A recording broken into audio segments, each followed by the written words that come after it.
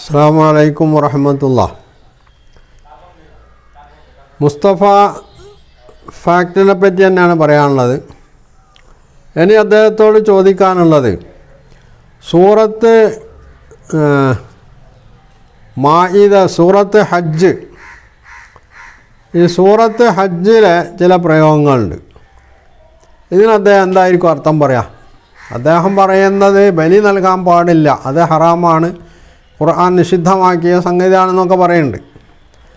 ഇതിൽ അദ്ദേഹം വ്യക്തമാക്കേണ്ട ഒരു കാര്യം, ഖുർആനിൽ നസ്ഖ് എന്നുള്ള സംഗതി ഉണ്ടോ?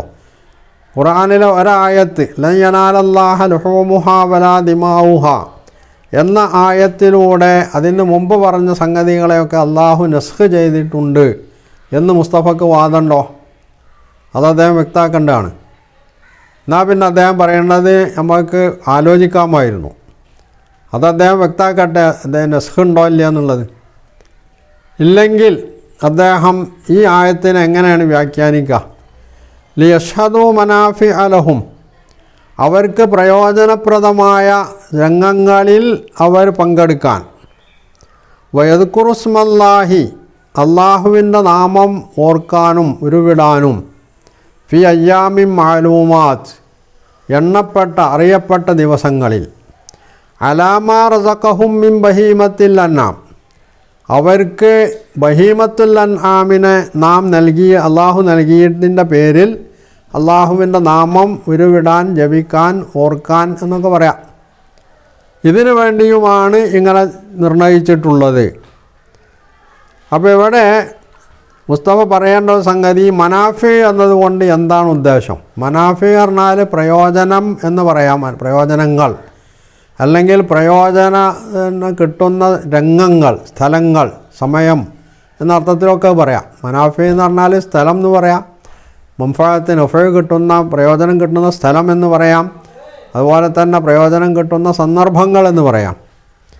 അതുപോലെ തന്നെ അദ്ദേഹം ഈ അയ്യാമും മഅലൂഫിനാഫി അലാമാ റസഖഹും മിൻ ബഹീമത്തിൽ അൻആം, മൃഗങ്ങളെ കന്നുകാലികളെ നൽകിയതിന് നിങ്ങൾ അവിടെ ഹജ്ജുമായിട്ട് ബന്ധപ്പെട്ട ഈ രംഗത്ത് നിങ്ങൾ അള്ളാഹുവിനെ സ്മരിക്കണം എന്ന് പറഞ്ഞതിന് താല്പര്യം എന്താ?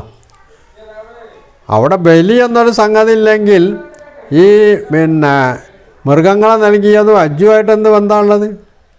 അവിടെ മൃഗങ്ങളെ കൊണ്ടുവരുന്നില്ല, അതുപോലെ തന്നെ മൃഗങ്ങളെ അറുക്കുന്നില്ല, ഒന്നും ചെയ്യുന്നില്ല. എങ്കിൽ ബാക്കി നമസ്കരിക്കണ സമയത്ത് ഇങ്ങനെയുള്ള പ്രയോഗം ഖുർആൻ നടത്തിയിട്ടില്ല, നോമ്പിൻ്റെ ഘട്ടത്തിൽ ഇങ്ങനെയുള്ള പ്രയോഗം നടത്തിയിട്ടില്ല. എന്തിനാണ് ഹജ്ജുമായി മാത്രം ബന്ധപ്പെടുത്തിക്കൊണ്ട് വിശുദ്ധ ഖുർആൻ യദ്കുറുസ്മല്ലാഹി ഫി അയ്യാമിൻ മഅലൂമാത്തിൻ അലാമാ റസഖഹും മിൻ ബഹീമത്തിൽ അൻആം എന്ന് പറഞ്ഞത്?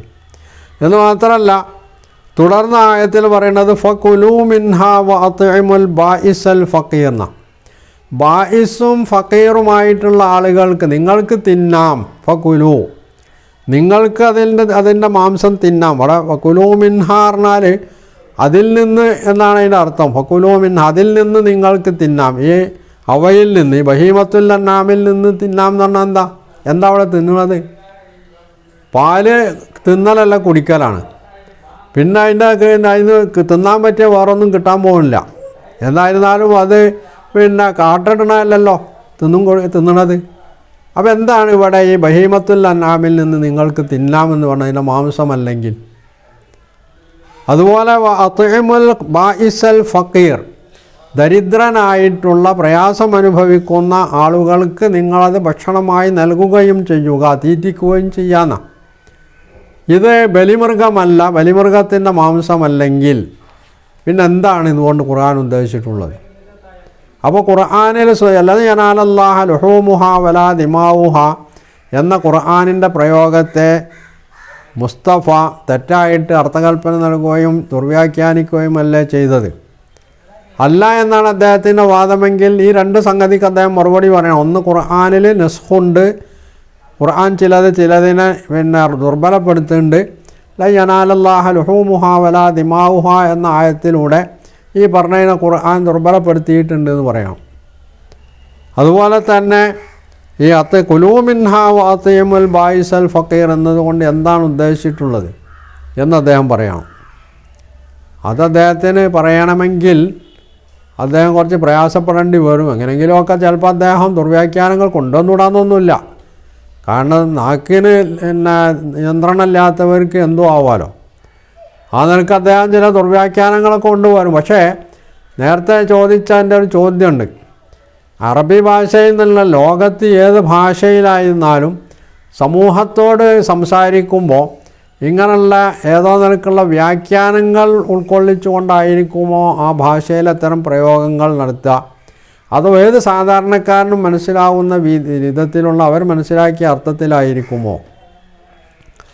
ഈ അർത്ഥം മനസ്സിലാക്കിക്കൊണ്ട്, സാധാരണക്കാർക്ക് മനസ്സിലാവുന്ന ഈ അർത്ഥം മനസ്സിലാക്കിക്കൊണ്ട് മുസ്ലിം സമൂഹം നബി സല്ലല്ലാഹു അലൈഹി വസല്ലമയുടെ കാലം തൊട്ട് ഇന്ന് വരെ അനുവർത്തിച്ചു പോന്നിട്ടുള്ള ഈ ഉളഹിയ്യത്ത് എന്ന് പറയുന്ന സംഗതിയെ തെറ്റാണെന്നും അത് ഇസ്ലാമിക വിരുദ്ധമാണെന്നും പറയാൻ ഇദ്ദേഹത്തിന് എന്ത് ന്യായമാണുള്ളത്? എവിടെ നിന്നാണ് അദ്ദേഹത്തിന് തെളിവ് കിട്ടിയിട്ടുള്ളത്? ഇതാണ് അദ്ദേഹം പറയേണ്ടത്. അതോ അദ്ദേഹം ഇപ്പോൾ രംഗത്ത് വന്ന മിശിഹയാണോ? അതും അദ്ദേഹം വ്യക്തമാക്കണം. മുആവിയ ഇസ്ലാമിനെ അട്ടിമറിച്ചു. ഇപ്പോൾ ഉള്ളത് ഈ മുആവിയയുടെ ഇസ്ലാമാണ്, അള്ളാഹിൻ്റെ റസൂലിൻ്റെ ഇസ്ലാമല്ല എന്നാണ് അദ്ദേഹം പറയുന്നത്.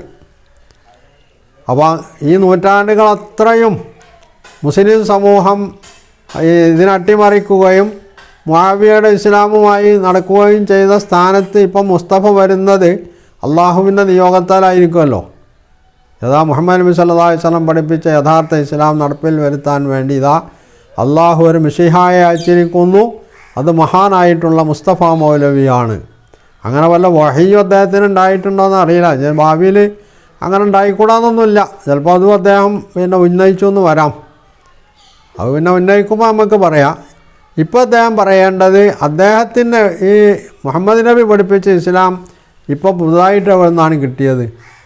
മുസ്ലിം സമൂഹം 14 നൂറ്റാണ്ടായി ഇത്രയും കാലം കൊണ്ടു നടന്ന ഇത്തരം സംഗതികളൊക്കെ തെറ്റാണെന്നും അത് അള്ളാഹുവിൻ്റെ കാരുണ്യത്തിന് വിരുദ്ധമാണ് എന്ന് വിധി പ്രസ്താവിക്കാൻ മാത്രം തൻ്റെ ഇടത്തോടു കൂടി, മറ്റേ രീതിയിൽ പറഞ്ഞാൽ ഔദ്ധത്യത്തോടു കൂടി പറയാനുള്ള ഈ ചങ്കൂറ്റം, അതിന് അദ്ദേഹത്തിന് തെളിവെന്താണ് എന്ന് അദ്ദേഹം വ്യക്തമാക്കേണ്ടതുണ്ട്.